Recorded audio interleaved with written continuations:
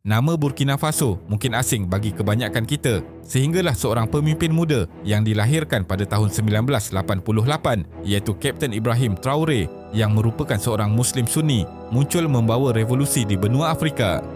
Walaupun presiden-presiden sebelum ini tampil memakai sut yang lengkap dan mahal, tetapi bagi Ibrahim Traoré, beliau hanya memilih uniform ketenteraan. Namanya makin dikenali di seluruh dunia kerana berani mencabar keangkuhan Barat. Bapanya yang merupakan seorang guru, manakala ibunya suri rumah, dan sejak kecil beliau dikenali dengan kecerdasannya serta mempunyai semangat patriotik. Ibrahim Traoré menjadi Presiden Burkina Faso sejak rampasan kuasa pada September 2022 yang menggulingkan presiden sebelumnya, Paul Henri Sandaogo Damiba, setelah gagal mengekang ancaman pengganas militan. Burkina Faso adalah sebuah negara landlocked yang tidak mempunyai akses kepada laut, di mana ia dikelilingi oleh negara Mali, Nigeria, Benin, Togo, Ivory Coast dan Ghana. Nama Burkina Faso diguna pakai pada 4 Ogos 1984 yang bermaksud Tanah Orang Yang Jujur. Ia mendapat kemerdekaan pada tahun 1960 daripada Perancis dan ketika itu dikenali dengan nama Upper Volta. Ibrahim Traoré dilahirkan di Bondokui di barat Burkina Faso dan mendalami bidang geologi di Universiti Ouagadougou sebelum menyertai tentera pada tahun 2010. Beliau menamatkan pengajian sebagai pegawai dari Sekolah Tentera Georges Namonau. Selepas itu, beliau berjuang menentang kumpulan pengganas bersenjata atau militan. Beliau berkhidmat di wilayah utara dan tengah Burkina Faso di mana kawasan ini terjejas teruk sebelum menyertai misi pengaman PBB di Mali pada tahun 2018 dan dilantik sebagai kapten pada tahun 2020.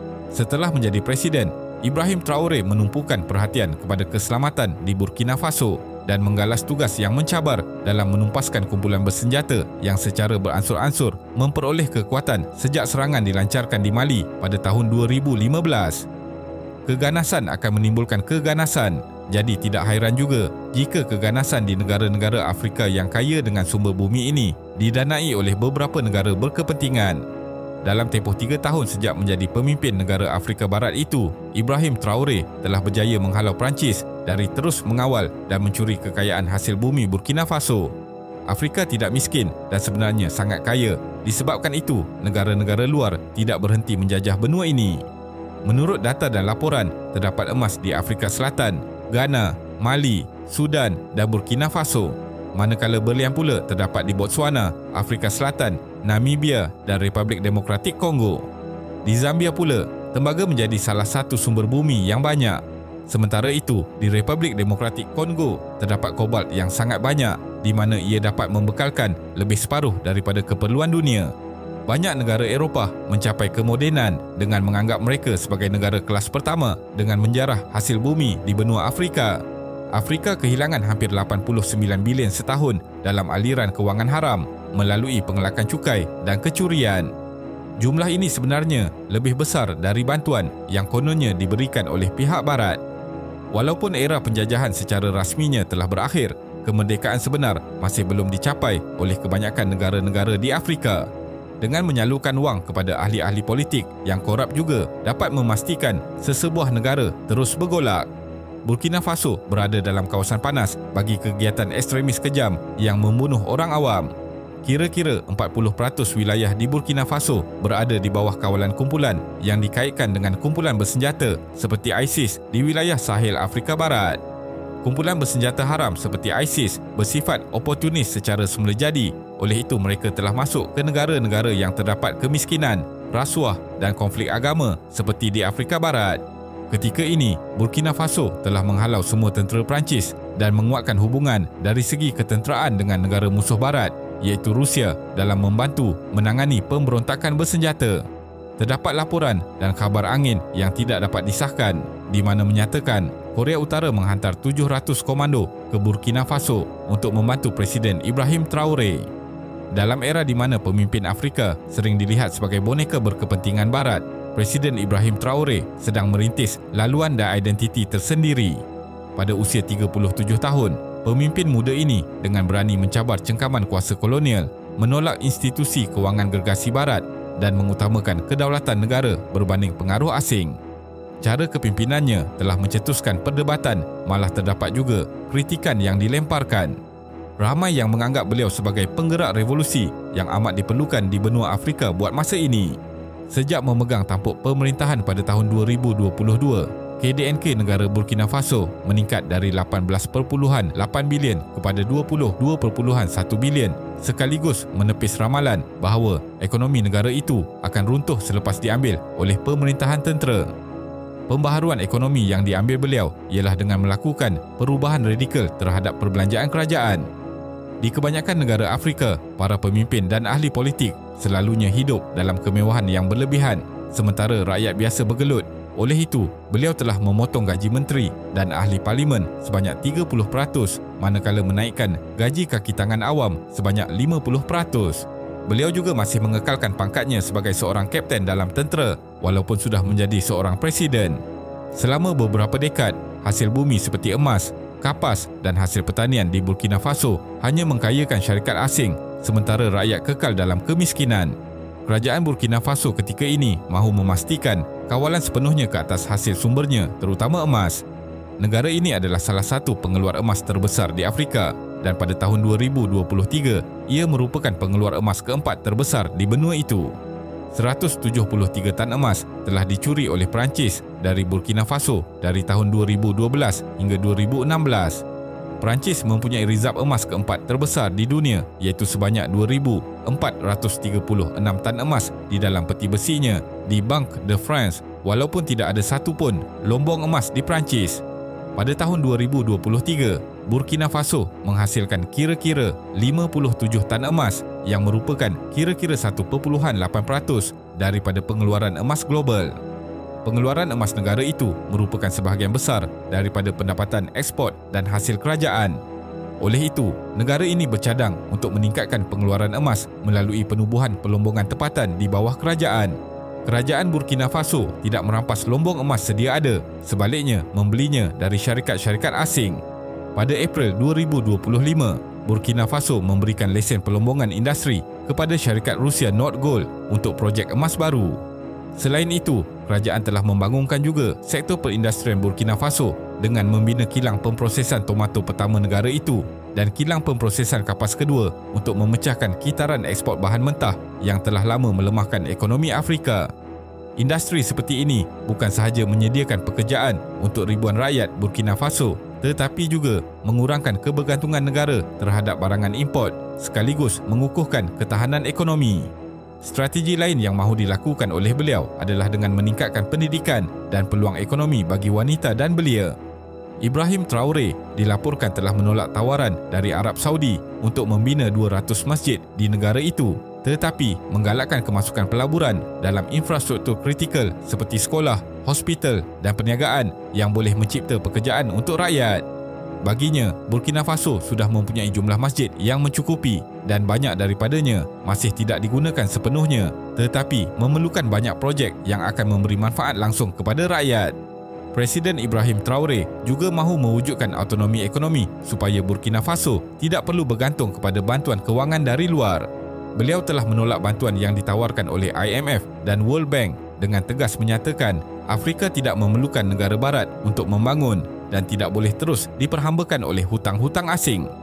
Kenyataan oleh Presiden Ibrahim Traoré ini disokong oleh ramai rakyat Afrika yang telah lama merasakan bahawa sumber bumi di benua yang kaya dan luas ini cukup untuk pembangunan. Negara-negara Afrika sudah terlalu lama bergantung kepada pinjaman asing yang diketahui mempunyai syarat yang lebih banyak mendatangkan keburukan. Apa yang dilakukan oleh Presiden Ibrahim Traoré bukan sekadar langkah politik, tetapi ia adalah seruan untuk rakyat benua Afrika bangkit berdiri di atas kaki sendiri. Dengan visi dan dasar strategik yang jelas oleh Presiden Ibrahim Traoré, negara Burkina Faso akan dapat melalui transformasi yang luar biasa dengan hasilnya yang bakal dilihat dalam beberapa tahun akan datang. Ia adalah satu perkembangan yang patut diberi perhatian, membuktikan kepimpinan yang mendahului kepentingan rakyat, disokong oleh aspek kekuatan dalaman dapat memajukan negara walaupun sudah sekian lama melalui era ketidakstabilan politik dan kemiskinan. Zohran Mamdani mencipta sejarah sebagai Datuk Bandar Muslim pertama New York City selepas menewaskan bekas Gubernur Andrew Cuomo dan calon Republican Curtis Sliwa dalam pilihan raya 4 November 2025. dengan 50.4% undi popular, Mamdani berjaya menguasai 4 daripada 5 wilayah utama New York iaitu Brooklyn, Queens, Manhattan dan Bronx, sekaligus menandakan kebangkitan politik progresif di bandar paling berpengaruh di Amerika Syarikat. Gelombang sokongan besar daripada pengundi muda, Hispanik dan Asia menunjukkan perubahan ketara dalam landscape politik tempatan di mana isu kos sara hidup dan perumahan menjadi tumpuan utama kempen. Namun kemenangan Mamdani ini tidak disambut baik oleh Presiden Donald Trump yang kini kembali memegang jawatan selepas pelantikannya pada Januari 2025. Sebenarnya, Donald Trump dan Zohran Mamdani mewakili dua ideologi politik yang sangat berbeza. Dan perbezaan ini adalah antara punca utama Trump menolak dan mengkritik tegas Mamdani. Zohran Mamdani adalah seorang demokrat sosialis yang secara terbuka memperjuangkan dasar-dasar progresif yang mana menumpukan kepada keadilan sosial, pengembangan perkhidmatan awam dan kebajikan golongan berpendapatan rendah dan minoriti. Antara dasar yang diperjuangkan Mamdani termasuk pengangkutan awam percuma, kedai runcit milik awam serta cukai yang lebih tinggi dikenakan kepada golongan kaya. Beliau juga memberi fokus kepada isu-isu ketidaksamaan sosial dan perubahan iklim dengan pendekatan yang radikal berbanding dasar tradisional demokrat yang lebih sederhana. Sebaliknya, Donald Trump daripada Parti Republikan Konservatif mengambil pendirian yang bertentangan sama sekali. Trump menolak idea dalam campur tangan kerajaan secara meluas dalam ekonomi dan sosial yang Mamdani sokong. Bagi Trump, beliau lebih menyokong pasaran bebas, cukai rendah dan pengurangan peranan kerajaan dalam kehidupan rakyat. Sikap Trump yang konservatif ini juga jelas terhadap isu-isu sosial seperti imigrasi, keselamatan dan nilai keluarga tradisional. Oleh itu, dasar progresif Mamdani dilihat Trump sebagai terlalu ekstrim dan boleh menjadi ancaman kepada sistem kapitalis Amerika Syarikat serta nilai konservatif yang diperjuangkannya. Trump juga pernah menuding kepada Mamdani sebagai komunis di mana ia adalah satu istilah yang secara politik sering digunakan untuk melabel musuh kiri sebagai berbahaya dan anti-demokrasi. Sebenarnya, Mamdani adalah seorang demokrat sosialis yang menentang komunisme totalitarian. Demokrasi sosialis yang disokongnya masih percaya pada sistem pilihan raya dan kebebasan individu, sedangkan komunisme dikawal sepenuhnya oleh kerajaan dengan hanya satu parti yang berkuasa. Oleh itu, tuduhan Trump ini tidak tepat dan ini adalah sebahagian daripada strategi politik untuk menimbulkan ketakutan dan menolak lawannya. Pertembungan ideologi ini dipanjangkan oleh Trump dengan mengugut untuk menyekat dana persekutuan kepada New York jika Mamdani meneruskan pentadbiran dengan dasar-dasar tersebut. Ini adalah satu tindakan yang menunjukkan ketegangan tidak hanya di peringkat tempatan tetapi juga negara. Konflik ini menunjukkan perbezaan besar tentang hala tuju masa depan Amerika Syarikat. Satu pihak mahu kerajaan dengan campur tangan minimum dan mengekalkan sistem kapitalis sepenuhnya, manakala satu lagi pihak mahu kerajaan memainkan peranan lebih besar dalam membantu rakyat, mengurangkan jurang sosial dan memastikan kesejahteraan masyarakat secara menyeluruh.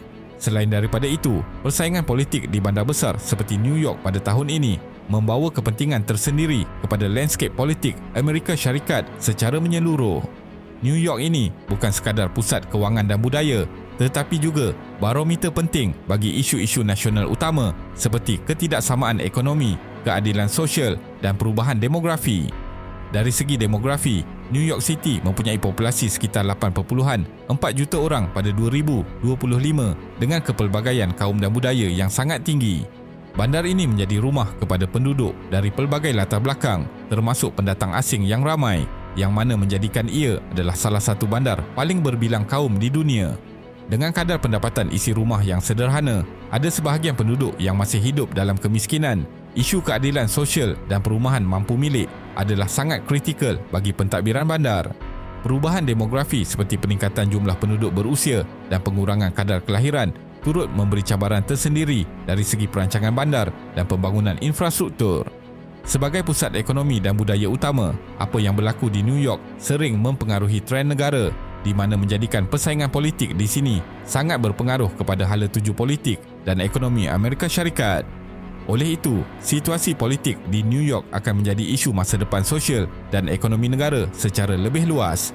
Kemenangan Mamdani dalam pilihan raya Datuk Bandar menandakan perubahan generasi yang semakin kuat dalam kalangan pengundi bandar, terutamanya golongan muda dan minoriti. Mamdani berjaya mengambil peluang daripada rasa tidak puas hati terhadap cara lama pentadbiran dengan membawa pendekatan baru yang lebih dekat dengan keperluan rakyat biasa. Pertandingan di bandar ini kini menjadi ruang untuk menguji model kepimpinan dan dasar baharu yang mungkin menjadi contoh kepada bandar-bandar lain di seluruh Amerika Syarikat.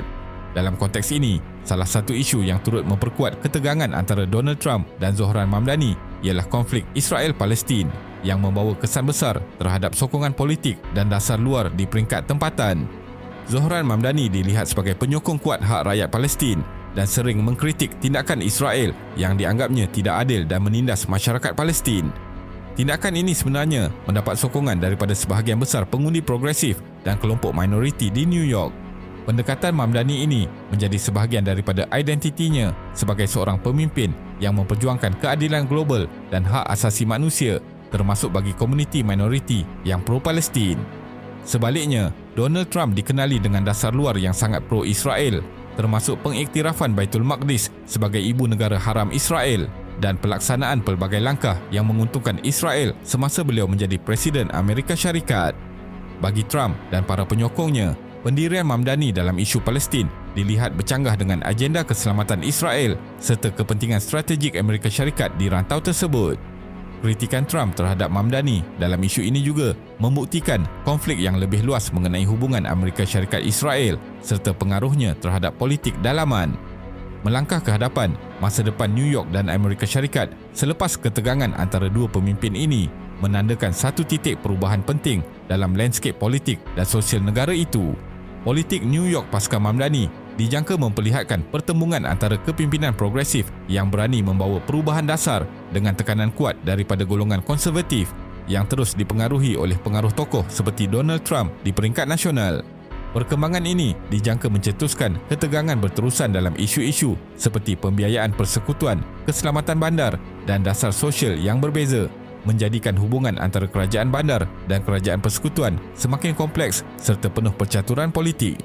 Hasil daripada ini akan mempengaruhi hala tuju Parti Demokrat serta persiapan menghadapi pilihan raya utama pada tahun 2026 dan Presiden 2028. Yang jelas, konflik politik antara Trump dan Mamdani menjadi lambang kepada perubahan era dalam politik Amerika Syarikat dengan membawa impak besar kepada pentadbiran bandar dan nasional. Dr. Mahathir atau nama penuhnya ialah Mahathir bin Mohamad, berasal dari Alor-Star, Kedah. Kedua ibu bapanya bernama Muhammad Iskandar dan Wan Tempawan Wan Hanafi. Dr. Mahathir mendapat pendidikan awal di Sekolah Melayu Seberang Perak dan 2 tahun selepas itu, beliau memasuki Sekolah Inggeris Kerajaan yang kini dikenali sebagai Kolej Sultan Abdul Hamid. Pada tahun 1947, Dr. Mahathir menyambung pelajaran di Kolej Perubatan King Edward di Singapura atas beasiswa kerajaan. Di kolej yang sama, beliau telah bertemu dengan Tun Dr. Siti Hasmah binti Mohd Ali, juga merupakan seorang pelajar perubatan dan kemudiannya berkahwin pada tahun 1956. Dr. Mahathir meninggalkan perkhidmatan dalam kerajaan pada tahun 1957 untuk menubuhkan kliniknya sendiri, Klinik Maha, yang juga merupakan klinik swasta milik orang Melayu pertama di Tanah Melayu. Selepas berakhirnya Perang Dunia Kedua dan berundurnya tentera Jepun, British mahu mempengaruhi pentadbiran Tanah Melayu dengan memperkenalkan konsep Malayan Union, satu bentuk pentadbiran yang akan menjejaskan hak-hak keistimewaan orang Melayu. Usaha untuk menubuhkan Malayan Union telah mendapat tentangan yang hebat daripada penduduk Tanah Melayu. Dr. Mahathir bersama rakan-rakannya telah bertindak menulis surat kepada akhbar-akhbar tempatan untuk menyedarkan orang-orang Melayu tentang bahaya yang akan berlaku jika Malayan Union berjaya ditubuhkan. Bantahan demi bantahan yang dianjurkan telah mendorong orang-orang Melayu ketika itu untuk bersatu hingga membawa kepada kejayaan penubuhan Pertubuhan Kebangsaan Melayu Bersatu (UMNO) pada Mei 1946. Setelah UMNO berjaya ditubuhkan, Dr. Mahathir merupakan individu yang terawal mendaftar sebagai ahli UMNO. Nama beliau semakin mendapat perhatian dan mula dikenali ramai. Ini membolehkannya mewakili UMNO untuk bertanding di Parlimen Kota Star pada pilihan raya umum kedua. Keputusan daripada pilihan raya tersebut menunjukkan Dr. Mahathir berjaya menewaskan calon PAS dengan majoriti sebanyak 60.2%. Beliau semakin cemerlang dalam politik apabila dilantik sebagai ahli majlis tertinggi UMNO pada tahun 1965. Dr. Mahathir berjaya melebarkan sayap dalam politik apabila dilantik menjadi Perdana Menteri Malaysia keempat pada Julai 1981. Sepanjang mengetuai jentera pentadbiran negara, kepimpinan beliau diuji dengan beberapa isu seperti pengharaman Parti UMNO, pemecatan Anwar Ibrahim sebagai Timbalan Perdana Menteri dan krisis kewangan Asia 1997. Namun, krisis yang berlaku ini sedikit pun tidak menggugat kedudukan Dr. Mahathir sebagai Perdana Menteri. Setelah hampir 22 tahun mentadbir negara, Dr. Mahathir membuat kejutan ketika berucap di Perhimpunan Agung UMNO 2002 dengan memaklumkan beliau mahu meletak jawatan sebagai Presiden UMNO dan semua jawatan dalam kerajaan. Walaupun banyak kali dipujuk, namun akhirnya Dr. Mahathir tetap dengan keputusan untuk berundur. Pada 31 Oktober 2003, Dr. Mahathir secara rasmi melepaskan jawatannya dan digantikan oleh Tun Abdullah Ahmad Badawi. Selepas itu, beberapa krisis, skandal dan kontroversi melanda negara di bawah pentadbiran Perdana Menteri Malaysia ke-6, Dato' Seri Najib Razak, sehingga membawa kepada pemecatan beberapa orang pemimpin tertinggi negara. Mereka yang dipecat bertindak menubuhkan parti-parti politik yang baru seperti Parti Warisan dan Bersatu. Kemudiannya bergabung dalam satu kerjasama politik yang diberi nama Pakatan Harapan, PH. PH ketika itu dipimpin oleh Dr. Mahathir yang juga merupakan pengerusi Parti Bersatu. Gabungan parti-parti politik pembangkang di bawah pimpinan Dr. Mahathir membuahkan hasil apabila berjaya mengalahkan Parti Barisan Nasional pada pilihan raya umum ke-14 yang lalu hingga membawa kepada jatuhnya kerajaan pimpinan Datuk Seri Najib Razak. Kejayaan yang dicapai PH membolehkan Dr. Mahathir dilantik sebagai Perdana Menteri Malaysia yang ke-7, seterusnya memahat nama dalam sejarah dunia apabila menjadi Perdana Menteri paling tua di dunia pada masa itu. Sepanjang perjalanannya memimpin negara, Dr. Mahathir Mohamad telah memperkenalkan pelbagai dasar penting sepanjang pemerintahannya yang panjang dengan matlamat untuk membentuk semula wajah Malaysia sebagai sebuah negara maju yang bebas daripada cengkaman pemikiran lama dan ketergantungan kepada kuasa luar. Bagi beliau, kekuatan sesuatu bangsa bukan terletak pada kekayaan sumber semula jadi semata-mata, tetapi pada cara berfikir, disiplin dan budaya kerjanya. Pengalamannya semasa zaman penjajahan British dan pendudukan Jepun memberi kesan mendalam terhadap pandangannya tentang kemerdekaan. Beliau melihat sendiri bagaimana sebuah bangsa boleh dijajah bukan hanya secara fizikal tetapi juga secara mental. Inilah yang mendorong semangat nasionalisme beliau untuk membina negara yang bebas daripada pengaruh asing dan mempunyai jati diri yang kukuh. Salah satu perubahan besar yang dilakukan adalah terhadap budaya kerja dalam perkhidmatan awam. Waktu itu, perkhidmatan kerajaan sering dilihat lembab dan tidak efisien. Dr. Mahathir mengarahkan pembaharuan besar-besaran melalui latihan kepimpinan dan seminar pentadbiran yang menekankan prinsip kerajaan bersih, cekap dan amanah. Beliau mahu budaya kerja di sektor awam menjadi efisien seperti sektor swasta. Inspirasi daripada timur ini diterjemahkan dalam bentuk dasar rasmi yang dikenali sebagai Dasar Pandang ke Timur. Beliau mengkagumi bagaimana Jepun dan Korea Selatan, walaupun musnah akibat peperangan, mampu bangkit menjadi kuasa ekonomi dunia dalam masa singkat. Dr. Mahathir mencontohi langkah Maharaja Meiji yang menghantar pelajar Jepun ke luar negara untuk menguasai teknologi dan ilmu dalam pelbagai bidang. Maka Malaysia turut menghantar pelajar ke Jepun dan Korea serta menjalinkan kerjasama teknologi dalam bidang perindustrian termasuk otomotif. Hasilnya, terbinanya projek besar seperti Kereta Nasional dan Jambatan Pulau Pinang, bukti kejayaan pendekatan ini. Pada masa yang sama, beliau menggerakkan Dasar Pensyarikatan Malaysia iaitu satu usaha untuk menyatukan kekuatan sektor awam dan swasta. Beliau percaya bahawa kerajaan tidak boleh bergerak sendirian dalam membangunkan negara. Sektor swasta harus dijadikan rakan strategik yang menggerakkan aktiviti ekonomi, manakala kerajaan memainkan peranan sebagai pemudah cara yang menyediakan dasar, infrastruktur dan sokongan. Hubungan baik Malaysia dan Jepun juga memberi ruang kepada kolaborasi seperti antara Proton dan Mitsubishi, di mana satu pencapaian besar dalam usaha membina keupayaan industri tempatan. Namun pembangunan tidak akan berlaku jika ekonomi negara masih terbeban dengan tanggungan agensi-agensi kerajaan yang tidak efisien. Maka Dr. Mahathir memperkenalkan dasar penswastaan pada tahun 1983, iaitu satu langkah berani untuk menyerahkan syarikat-syarikat milik kerajaan kepada pihak swasta. Antara yang diswastakan termasuk KTMB, Telekom Malaysia, TNB dan Plus. Hasil penswastaan ini, kerajaan bukan sahaja dapat menjimatkan kos operasi, malah turut menerima hasil daripada cukai dan pelaburan. Dalam mengukuhkan asas ekonomi jangka panjang, beliau memberi tumpuan kepada pengembangan sektor industri. Ketika mula mentadbir, ekonomi Malaysia sangat bergantung kepada hasil getah dan bijih timah. Namun, kejatuhan harga komoditi akibat kemelesetan global memaksa kerajaan mencari jalan baru. Maka, dasar perindustrian negara diperkukuhkan dengan sasaran untuk menjadikan Malaysia sebagai negara pengeluar dan pengeksport industri berat. Strategi ini telah mewujudkan lebih banyak peluang pekerjaan, meningkatkan kemahiran tenaga kerja dan menjadikan Malaysia kurang bergantung kepada sektor tradisional. Melalui pelaburan besar-besaran, kerajaan membina asas industri automotif, elektronik dan pembuatan yang hari ini menjadi nadi kepada ekspor negara. Di peringkat antarabangsa, Dr. Mahathir pula tampil sebagai pemimpin dunia yang lantang bersuara dalam isu-isu global.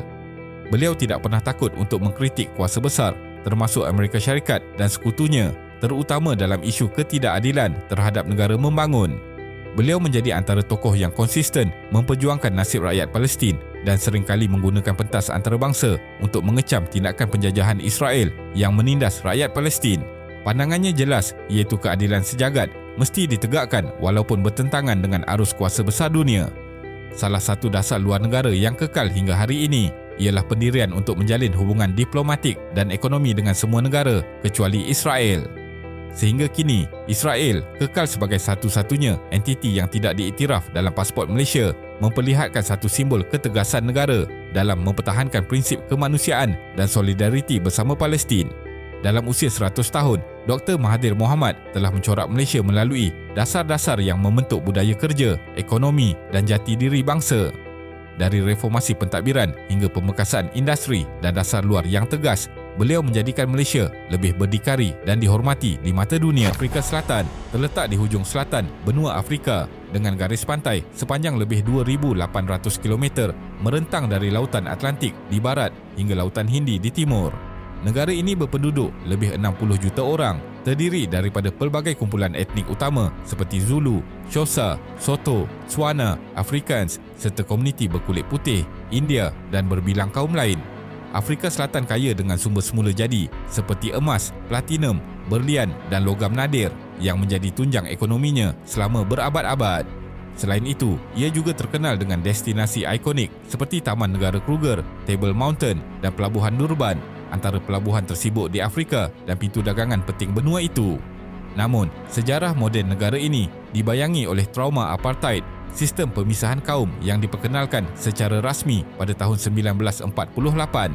Dasar ini memisahkan masyarakat berdasarkan warna kulit dan mewujudkan jurang besar dalam ekonomi, pendidikan dan hak sosial antara penduduk kulit putih dan majoriti kulit hitam. Majoriti rakyat kulit hitam dinafikan peluang pekerjaan dan pendidikan, dipaksa tinggal di kawasan khas serta dilarang menyertai proses politik. Cyril Ramaphosa lahir dari kancah perjuangan anti-apartheid di mana beliau bermula sebagai aktivis mahasiswa dan peguam muda di Johannesburg pada tahun 1970-an.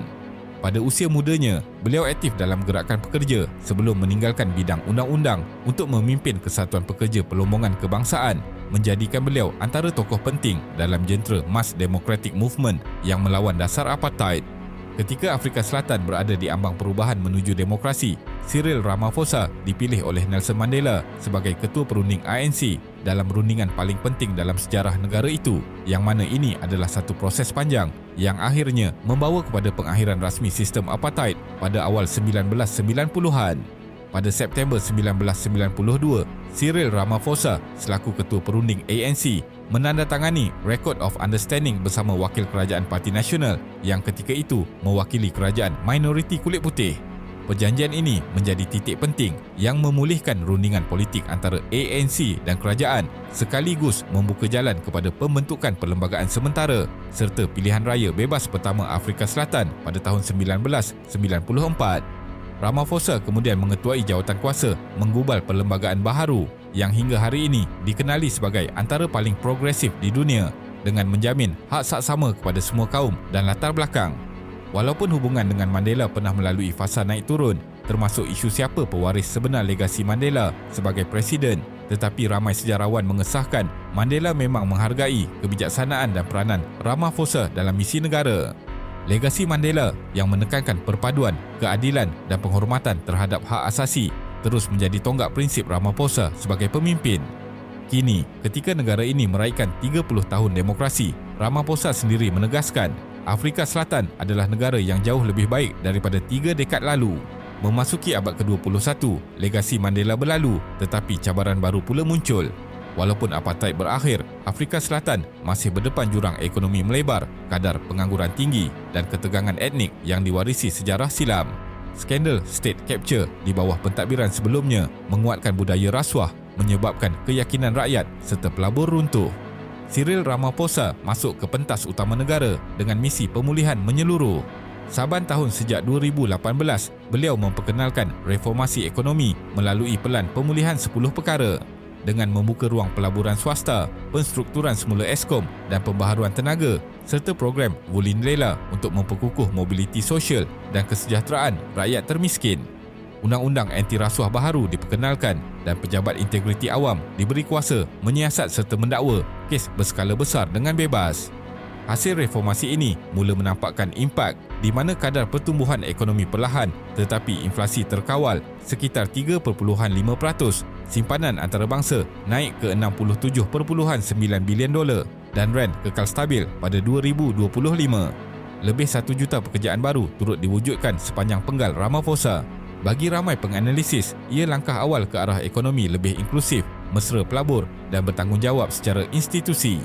Kestabilan baharu ini membakar semangat Afrika Selatan di peringkat global dengan membolehkan negara ini memainkan peranan jauh lebih aktif daripada sebelumnya. Langkah membawa Israel ke Mahkamah Keadilan Antarabangsa (ICJ) pada penghujung 2023 mendefinisikan semula identiti negara dari mangsa apartheid kepada pembela hak asasi manusia dunia. Dalam ucapannya di PBB, Ramaphosa menegaskan bahawa rakyat Afrika Selatan harus berdiri bersama rakyat Palestin kerana negara kami tahu peritnya hidup sebagai bangsa yang ditindas. Ini mendapat reaksi global yang sangat luar biasa di mana 7 negara utama antaranya Brazil, Mexico, Colombia, Turki, Sepanyol, Ireland dan Chile menyatakan sokongan penuh langkah Afrika Selatan di ICJ. Walaupun Amerika Syarikat dan Sekutu Eropah menolak tuduhan genosid, tekanan antarabangsa akhirnya membuahkan 3 perintah langkah sementara daripada ICJ antara Januari hingga Mei 2024. Antaranya mengarahkan Israel membuka laluan bantuan di Rafah dan menghentikan semua tindakan membawa risiko genosid. Keberanian ini menegaskan kesinambungan moral negara dengan membela yang tertindas, bukan sekadar retorik nasional tetapi pegangan dunia. Afrika Selatan melonjak sebagai duta utama Global South yang mana menuntut pengakhiran kekebalan politik dalam pelanggaran hak asasi dan membuktikan diplomasi etika masih memainkan peranan penting abad ke-21. Langkah berani di ICJ turut menyatukan rakyat pelbagai lapisan dalam negara. Survei dan laporan terkini menunjukkan peningkatan keyakinan nasional di mana ramai melihat Afrika Selatan kini bukan sekadar Rainbow Nation tetapi kuasa moral yang dihormati kerana menjunjung prinsip hak asasi walaupun berdepan tekanan antarabangsa. Media dan masyarakat sivil melihat tindakan Ramaphosa sebagai lambang pemulihan moral dengan menyalakan kembali semangat era Mandela tetapi dalam wajah yang lebih moden dan berani. Komuniti muda turut mendapat inspirasi baru yang mana menyaksikan kerajaan mereka sanggup menjadi suara lantang dan terbuka bagi solidariti global. Naratif nation healing bukan hanya retorik tetapi mula menzahirkan dasar lebih inklusif dan perhatian terhadap penyatuan bangsa. Kepimpinan Cyril Ramaphosa memperlihatkan satu gaya diplomasi yang tenang tetapi penuh semangat dan keyakinan. Dalam banyak pertemuan antarabangsa dari Forum Pertubuhan Bangsa-Bangsa Bersatu, sidang BRICS hingga ke White House, beliau dikenali sebagai pemimpin yang memilih jalan rundingan, bukan konfrontasi. Namun dalam setiap perbincangan, prinsip dan maruah negaranya tetap menjadi keutamaan yang tidak pernah dikompromi. Komitmennya terhadap integriti, reformasi dan tanggungjawab menjadikan beliau simbol kebangkitan moral selepas bertahun-tahun negara ini dilanda rasuah dan kehilangan arah. Seperti Nelson Mandela, beliau tidak bergerak dengan cepat tetapi dengan langkah yang pasti, membawa apa yang diwarisi daripada generasi pejuang terdahulu. Afrika Selatan kini bukan lagi sekadar legasi Mandela tetapi ia tampil dengan wajah baru iaitu sebuah negara yang bangkit dari krisis dan berani bersuara menentang ketidakadilan global.